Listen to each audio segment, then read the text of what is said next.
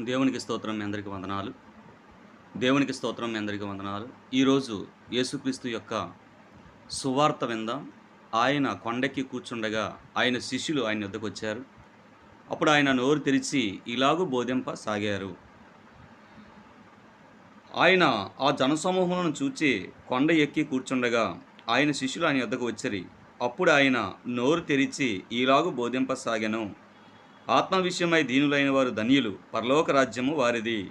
దుఃఖపడువారు ధన్యులు, వారు ఓదార్చబడుదురు. సాత్వికులు ధన్యులు, వారు భూలోకమును స్వతంత్రించుకొందురు. నీతి కొరకు ఆకలి దప్పులు గలవారు ధన్యులు, వారు తృప్తిపరచబడుదురు. కనికరము గలవారు ధన్యులు, వారు కనికరము పొందుదురు. హృదయశుద్ధి గలవారు ధన్యులు, వారు దేవుని చూచెదరు. సమాధానపరచువారు ధన్యులు, వారు దేవుని కుమారులు అనబడుదురు. నీతి నిమిత్తము హింసింపబడువారు ధన్యులు, పరలోక రాజ్యము వారిది.